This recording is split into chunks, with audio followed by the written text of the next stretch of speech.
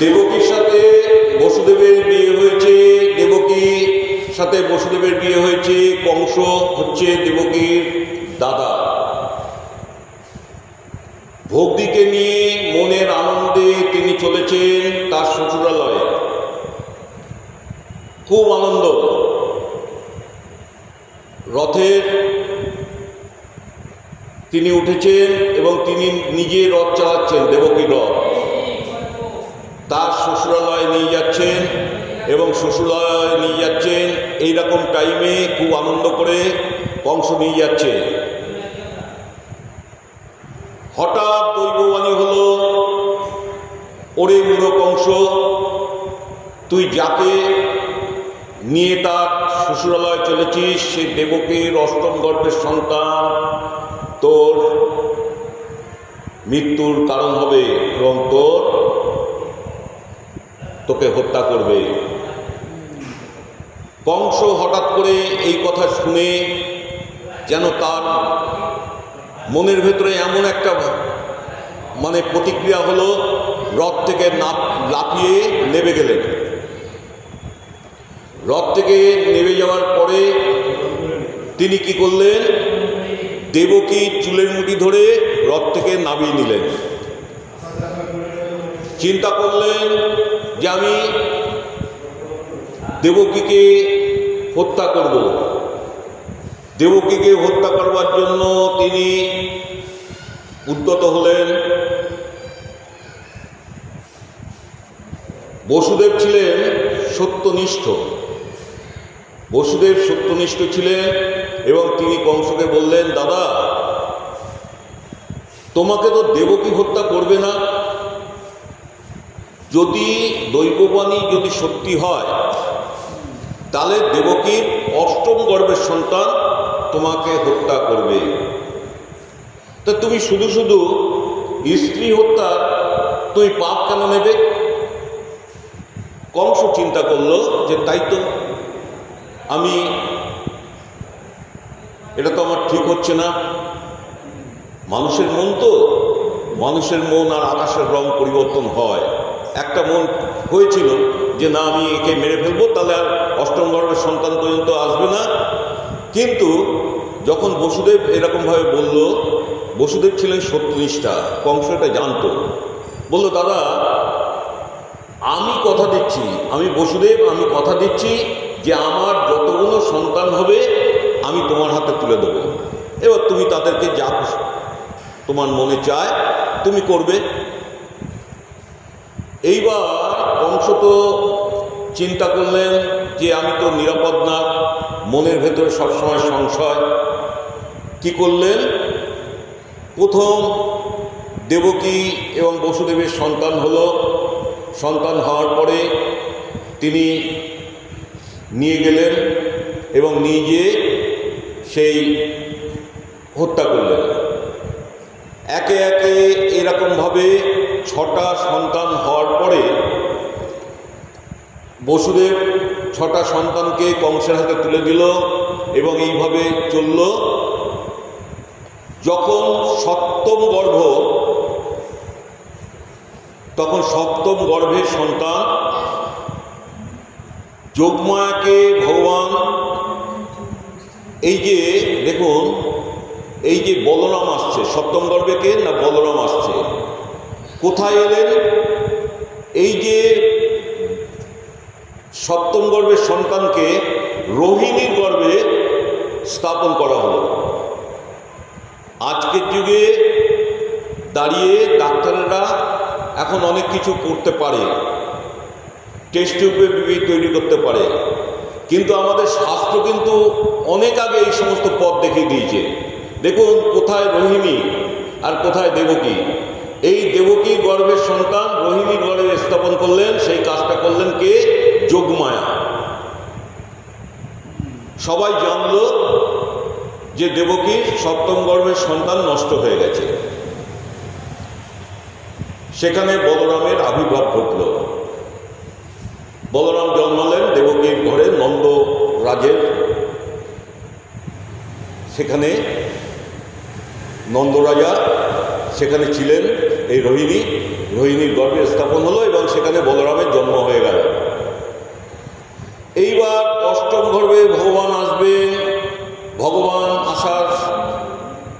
ভগবান আসছেন এবং দেবকী এবং বসুদেবকে শঙ্খচক্র গদাপদ্মধারী নারায়ণ এসে তিনি দেখা দিলেন, বললেন আমি তোমাদের সন্তান হয়ে আসছি বসুদেব, আমি যখন আসব আমাকে নিয়ে তুমি চলে যাবে নন্দালয়ে। এবং সেখানে নন্দালয়ের ওখানে একজন কন্যা থাকবে, মহামায়া জন্ম হয়েছে এবং সেই মহামায়াকে নিয়ে চলে আসবে, আমাকে সেখানে রেখে আসবে। এইরকমই অষ্টমী তিথিতে ভগবানের জন্ম হলো। রাত্রিবেলায় 12টার পরে ভগবানের জন্ম হয়েছে। কারারক্ষীরা ঘুমিয়ে পড়েছে অচৈতন্য অবস্থায়। কারাগার খুলে গেল। ভগবানের জন্ম হয়েছে। ভগবানের নির্দেশ মতন, নারায়ণের নির্দেশ মতন সেই ছোট্ট সন্তানকে বসুদেব মাথায় করে একটা ধামার মধ্যে করে তিনি নিয়ে চললেন নন্দালয়ে। নন্দালয়ে যখন তিনি চলেছেন, নন্দালয়ে গিয়ে চলেছেন একটা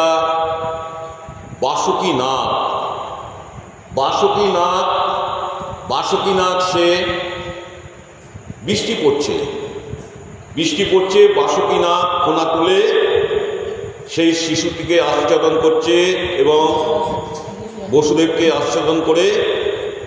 আচ্ছাদন করে নিয়ে যাচ্ছেন।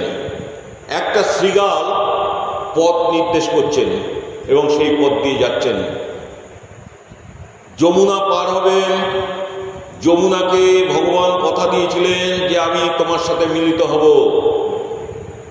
ভগবানের তখনও কিন্তু চতুর্ভুজ মূর্তি রয়েছে। ভগবান কিন্তু তখনও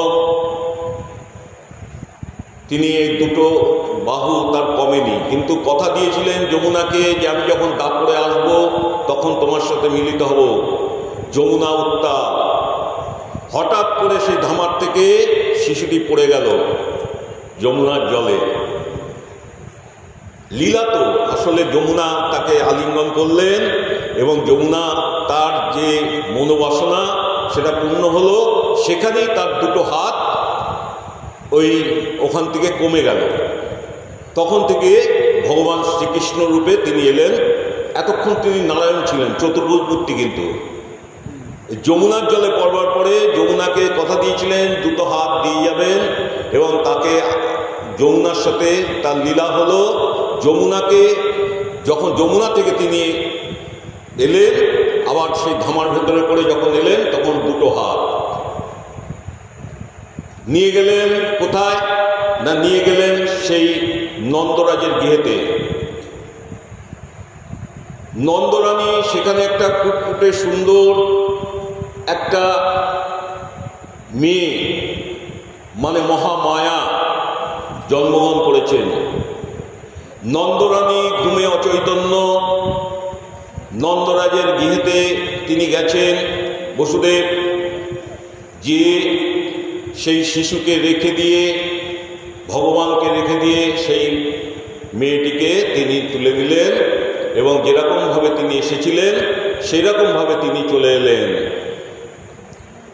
এতক্ষণ কারারক্ষীরা সব ঘুমে অচৈতন্য হয়েছিল এবং তাদের কোনো হুঁশই ছিল না যে কি হয়েছে না হয়েছে। তারা ঘুমে অচৈতন্য এবং কারাগার খুলে ছিল।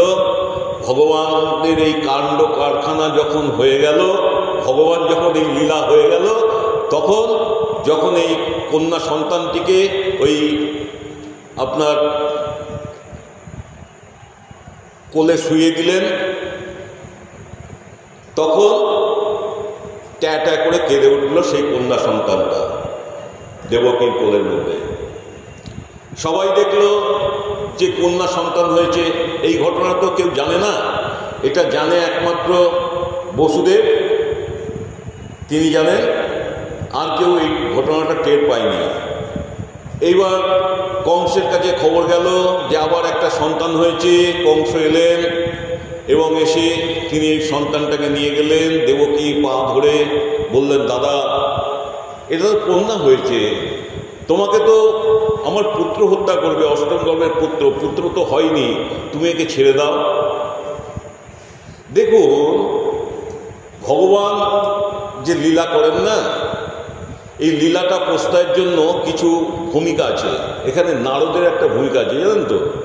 প্রথম যখন সন্তান হয়েছিল তখন কংস বলেছিল যে এর থেকে তো হত্যা আমার হবে না, অষ্টম গর্ভের সন্তান হত্যা হবে, তা কাজে দেবকী তুমি এই সন্তানকে নিয়ে যাও, প্রথমে বলেছিল।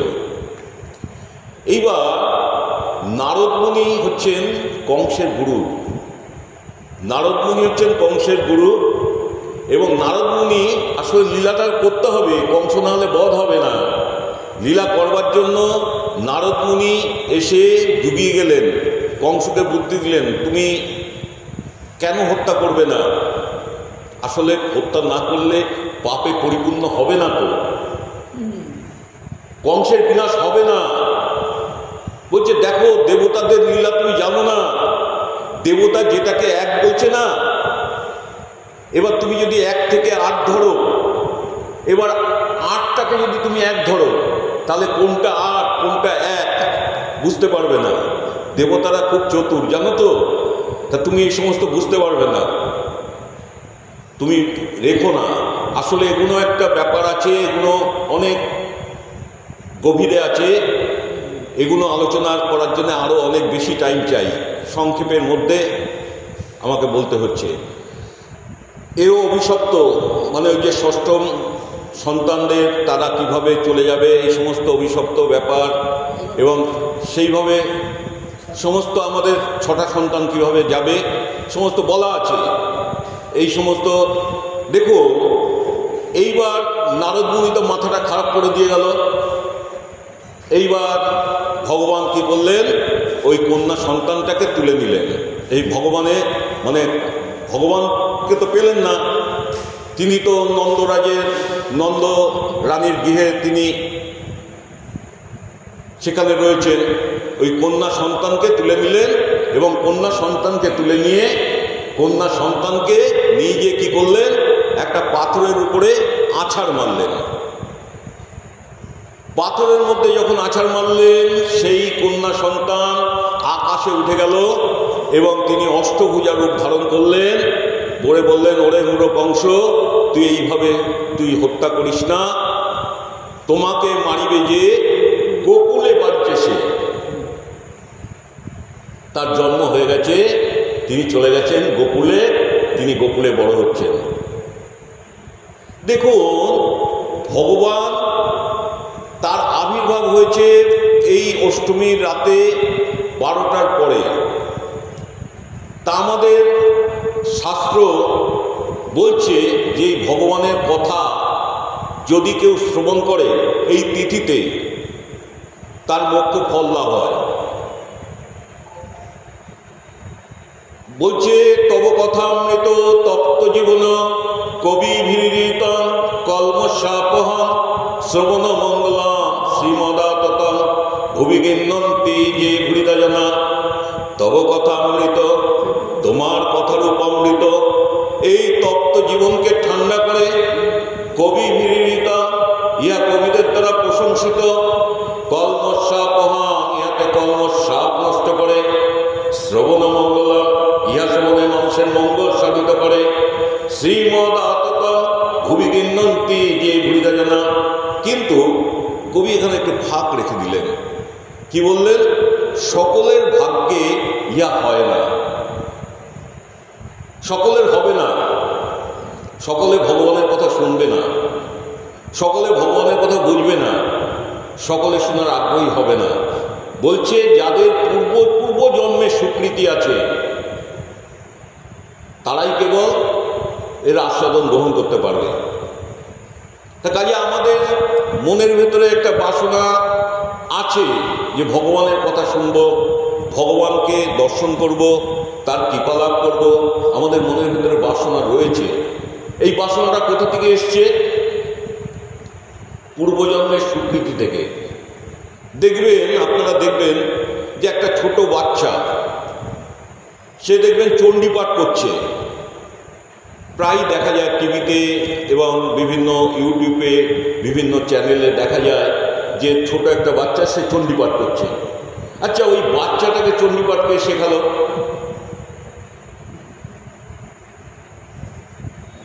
তার পূর্বজন্মে পড়া আছে। আমাদের এই জীবন তো চলে যাবে, জন্মিলে মরিতে হবে, অমরকে কোথা রবে।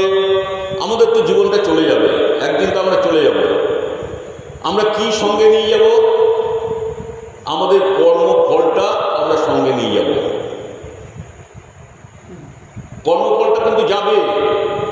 আমাদের গীতায় বলা আছে, ভগবান বলছেন যে কে কিরকম কর্ম করলে কে কিরকম বাবা মার দিয়ে জন্মগ্রহণ করে। বলছে যদি কেউ ভালো কর্ম করে তার কি হয় না, সে সৎ বাবা মার গৃহে জন্মগ্রহণ করে এবং সেখান থেকে তার উত্তরণ হয়। তাকে আর এবিসিডি পড়তে হয় না, সে এমএ ক্লাসের ডিগ্রি নিয়ে সে জন্মগ্রহণ করে, ওখান থেকে শুরু হবে। এগিয়ে রয়েছে তো, সে এগিয়ে রয়েছে। তা আমাদের ওই জন্যে কর্মফল আমাদের সঙ্গে যায়। ভালো কর্ম করলে নিশ্চয়ই ভালো ফল হবে। দেখুন, লঙ্কা খেলে কীরকম লাগে? খুব মিষ্টি লাগে নাকি? লঙ্কা খেলে মিষ্টি লাগে না। আবার দেখুন, তেঁতুল খেলে কীরকম লাগে?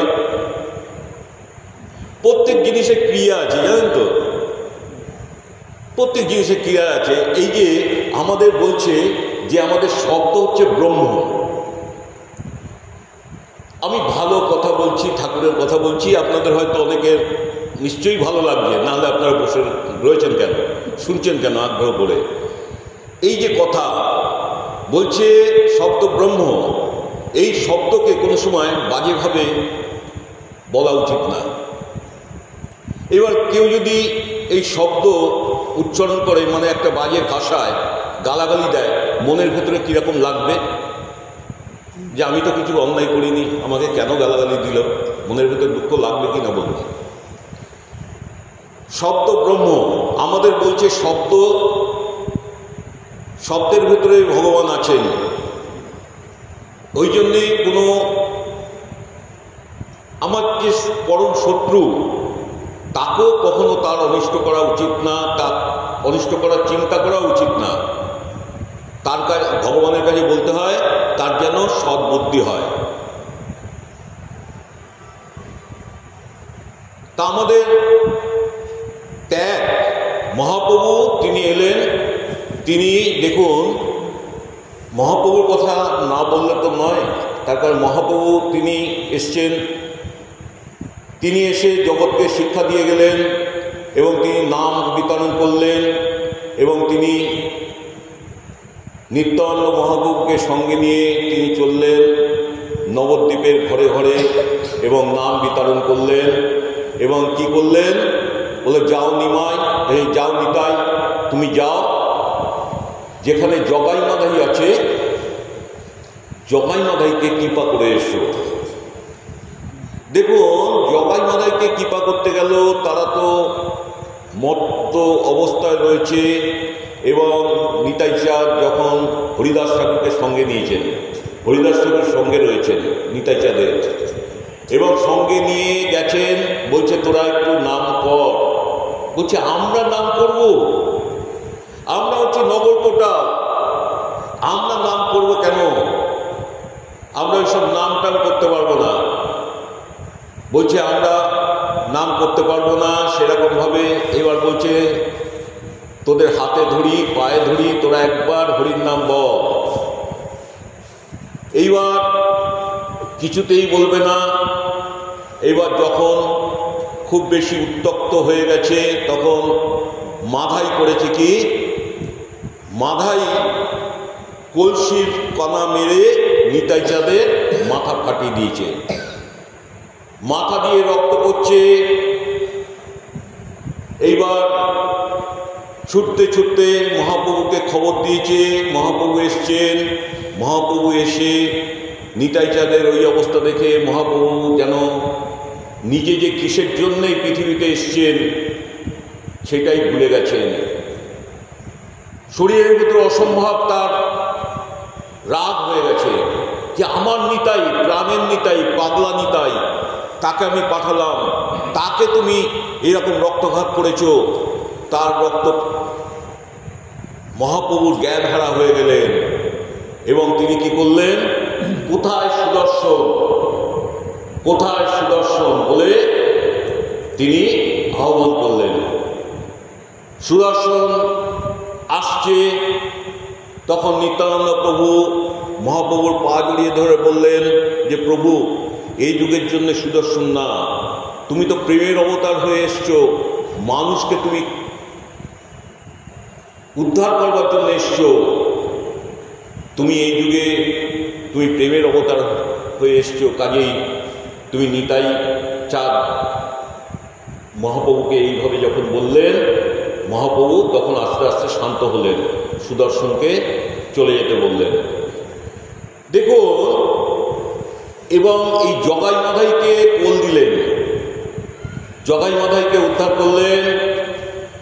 এইবার মহাপ্রভুর জীবনে অনেকগুলো ঘটনা, মহাপ্রভু যখন তিনি দক্ষিণ ভারতে যাচ্ছেন না, দক্ষিণ ভারতে তিনি যখন যাচ্ছেন তখন এখনকার সময় তো গাড়ি রয়েছে, রাস্তা ভালো রয়েছে এবং এখন তো কোনো জায়গায় যেতে হলে, তীর্থস্থানে যেতে হলে কোনো অসুবিধা হয় না। কিন্তু তখন জঙ্গল পার হয়ে, জঙ্গলের উপর জঙ্গল পার হয়ে যেতে হতো। অনেক বাঘ, ভাল্লুক, হিংস্র জন্তু সেই সমস্ত রাস্তায় থাকতো। মহাপ্রভু শিষ্যদের নিয়ে নাম বিতরণ করতে করতে ঝাড়িকার খণ্ডে জঙ্গলের মধ্যে দিয়ে চলছেন। দেখুন, হিংস্র বাঘ, সিংহ, অনেক অনেক পশু, হরিণ। দেখুন, বাঘ, সিংহ, হরিণ একসাথে তো থাকে না, কিন্তু তারা সব এসছে, নাম করছে, তারা তাদের ভাষাতে মহাপ্রভুর সাথে নাম করছেন। তারা তো ভাষা বোঝে না, তাদের ভাষা আমরা বুঝি না, কিন্তু আমাদের ভাষা তারা বোঝে। ওই জন্য আমাদের শাস্ত্রে বলা আছে, নাম করবে উচ্চস্বরে। গাছপালা, পশু পক্ষী, তাদের শ্রবণ ইন্দ্র আছে, তারা শোনে, কিন্তু তারা ভাষা বলতে পারে না। জগতে তারা উদ্ধার হবে। এইবার মহাপ্রভু কি করলেন, তারা যে নাম করছেন, মহাপ্রভু কিন্তু জানতেন যে তারা নাম করছে, কেউ কাউকে কিছু বলছে না, কোনো হিংস্র প্রাণী আর একজন হিংস্র প্রাণীকে কিছু বলছে না, তারা মহাপ্রভুর সাথে উচ্চস্বরে নাম করছেন। মহাপ্রভু তাদেরকে বললেন, তোদের এই পশু আত্মা থেকে তোদের জন্ম শেষ হয়ে গেল, বর্তমানে এটা হচ্ছে না। দেখুন, এই জগৎটা এখন কি হয়েছে বলেন তো।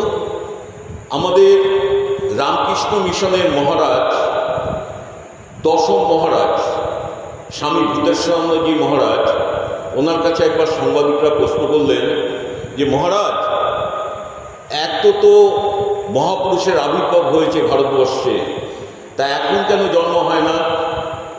তা মহারাজ একটা কথা বলেছিলেন। মহারাজ বললেন যে তুমি এরোপ্লেন দেখেছো? বললে হ্যাঁ মহারাজ, তার সাথে এটার সম্পর্ক কি? বলছে এরোপ্লেনে কি হয় গো? বলছে এরোপ্লেনে কেন বিমান নামে? বলছে দেখো, সেরকম এখন ভালো মাতৃগর্ভ পাওয়া যাচ্ছে না। যেই সমস্ত শুদ্ধ আত্মারা তারা বাতাসের ভেতরে রয়েছে, তারা আসতে পারছে না, ল্যান্ড করতে পারছে না, এরোপ্লেন পাচ্ছে না।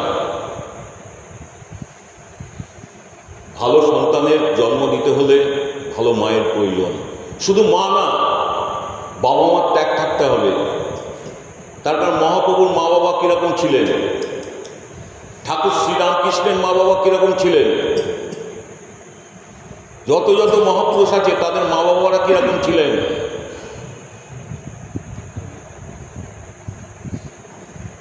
এখন সেই জায়গাটা পাওয়া যাচ্ছে না। তার কারণ আমাদের সবসময় টানছে, বুঝলেন, আমাদের সবসময় বিলাসিতার দিকে টানছে। আমরা সবসময় বিলাসিতার মধ্যে রয়েছি, আরও চাই আরও চাই, এই চাই চাই করতে করতে আমাদের জীবন শেষ হয়ে যাচ্ছে। সংসারে আপনি পারবেন না মানে এই চাই চাই থেকে বেরোতে, তার কারণ আপনি যত দিয়ে যাবেন আরও চাই। কোথায় মানুষ হাত জোর করে জানেন তো? মানুষ একটা জায়গায় হাত জোর করে। আপনি যদি কাউকে পরিপাটি করে কাউকে যদি সেবা দেন না, যখন তাকে দেবেন দিতে থাকবেন, এইবার একটা জায়গায় সে বলবে না আপনি আর দেবেন না, আমি পারছি না, হাত জোর করবে। কিন্তু আর সব চাই, যত দেবেন তত চাই। ওই জায়গাটায় কিন্তু মানুষ বলবে যে না আর দিতে পারবো না। তো যাই হোক, আমাদের দেখুন এই যে চৈতন্য ডোবা, সকলেই জানেন কম বেশি যে চৈতন্য ডোবার সৃষ্টি হয়েছিল কি করে। মহাপ্রভুর গুরুদেব তিনি ঈশ্বরপুরী, তার জন্মভিটা হচ্ছে এই চৈতন্য ডোবা।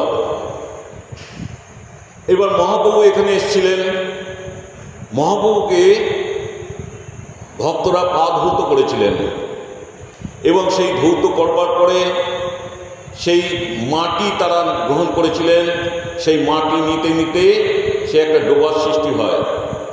সেই ডোবা পরবর্তীকালে চৈতন্য ডোবা নামে আমরা জানি। আমি যে জায়গাটায় বসে আছি এই জায়গাটা সিদ্ধপীঠ, তার কারণ এখানে বহু আমার যে গুরুদেব শিক্ষাগুরু রঘুনাথ গোস্বামী তিনি এখানে এসে পাঠ করেছেন দীর্ঘদিন ধরে, এবং আমি তার সাথে আসতাম এবং তিনি আমাকে বলতেন শিবনাথ তুমি আগে বলো। তখন আমি শিক্ষানবিশ, সাহস হতো না, কিন্তু তুমি বলো না, সাহস করে বলতাম। প্রভু বলতেন আমার নাম রঘুনাথ, নিত্যানন্দ বংশের প্রভু। তিনি এসে এইখানে বসে তিনি আসরটাকে পরিচালনা করতেন এবং তিনি ধর্মজগতে বিচরণ করতেন।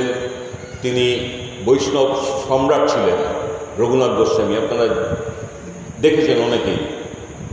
এখানে বসে তিনি সবাইকে নিয়ে তিনি পাঠটা করতেন এবং ধর্মসভা পরিচালনা করতেন, আমাকে সাথে নিয়ে আসতেন। করোনার সময় তা সেই মানুষটাকে হারিয়ে এত কষ্ট পেয়েছি সে ভাষায় নেই।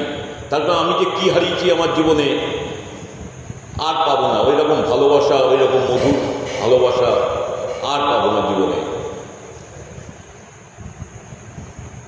আমি 14 বছর বয়সে দীক্ষা পেয়েছি। আমার মা আমাকে হাতে ধরে নিয়ে গেলেন আমাদের পলতা নিতাই গৌর সেবাশ্রম আছে, ওখানে সনাতন দাস বাবাজির কাছে নিয়ে গেলেন এবং ওখানে নিয়ে গিয়ে দীক্ষা দেওয়া হয়। তো মাকে আমি প্রশ্ন করেছিলাম যে মা দীক্ষা আমি নেব কেন, দীক্ষা নিলে কি হয়? বলছে তোকে অত জানতে হবে না, আমি বলছি তুই নে, তোকে এখন বুঝতে হবে না, সময়কালে তুই বুঝে যাবি। তা সত্যি সত্যি বুঝতে পেরেছি যে দীক্ষা তখন হয়তো সেই একটা বীজ বপন হয়েছিল, হয়তো সেভাবে না হলেও অন্তত আপনারা তো ভক্তজন, আপনারা তো আমার এই ঠাকুরের কথা ঠাকুর বলাচ্ছেন আমার মুখ দিয়ে, আপনারা তো শুনছেন। আমার তো নিজে পরিশুদ্ধ হচ্ছে, আমার এই জীবনটা তো পরিশুদ্ধ হচ্ছে, রেকটিফাই হচ্ছে। তা ওই জন্যে বলছে অদ্যাপি সেই লীলা করিতেছেন গোড়া রায়, কোন কোন ভাগ্যবানে শনিবারে পায়। পান নাকি লীলা? পান শুনতে অনেক বছর হয়ে গেল, বহুদিন ধরে আপনাকে দেখছি এই চৈতন্য ডোবার, বহু বছর ধরে। আমি রঘুনাথজির সাথে যখন আসতাম না, তখন আপনি তিলক করে দিতেন, এই সবাইকে চন্দন করিয়ে দিতেন। খুব সুন্দর আপনি জীবনটা কাটিয়ে দিলেন। চাওয়া পাওয়া তো আর কিছু নাই, তার চরণ ছাড়া আর কিছু নাই। স্বপ্ন টপ্ন দেখেন, গোবিন্দ স্বপ্ন দেখায়? বলতে নেই, হয় কৃপা হয়। আমি আমার জীবনে অনেক কিছু পেয়েছি এবং সেগুলো নিষেধ আছে বলা। কৃপা না পেলে হয় না, গুরু কৃপা লাগে এবং কৃপা হয়। স্বপ্নে অনেক দর্শন হয়, জানেন তো? স্বপ্নের ভেতরে অনেকের অনেক দর্শন হয়ে যায়, আবার অনেকে গুরু মন্ত্র পেয়ে যায়, আবার অনেকে শাস্ত্র বলছে যে গুরু মন্ত্র যেটা স্বপ্নে হয় সেটা আবার পরবর্তীকালে গুরুদেবের থেকে নিতে হয়। ব্যাখ্যা অনেক রকম আছে, অনেকে অনেকভাবে ব্যাখ্যা করেন। তা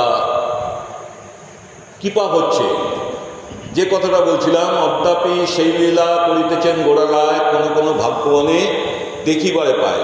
ভগবানের লীলা চলছে, জানেন তো? কৃষ্ণের বাঁশি আজও বৃন্দাবনে বাজে,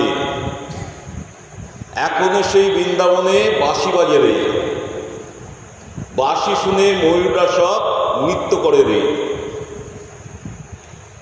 বাজছে, বাঁশি বাজছে। বাঁশি শোনবার জন্য একটা প্রেমের কান দরকার হয়, ভগবানকে দেখবার জন্য একটা প্রেমের চক্ষু দরকার হয়, ভগবানের কথা বলবার জন্য একটা প্রেমের মুখ দরকার হয়, ভগবানের কাছে যাওয়ার জন্য একটা প্রেমের চরণ হতে হবে। যখন এই সমস্ত ভগবানের কৃপা লাভ হয়ে যাবে না, তখন এই ভগবানের কথা ছাড়া অন্য কথা আর ভালো লাগবে না। তখন ভগবানের কথা কোথায় হবে, ভগবানের কথা কোথায় শোনা যাবে, মনের ভিতরে আকুলি বিকুলি করবে যে একটু গেলে ভগবানের কথা তো শোনা যেত, যাই না সময় করে।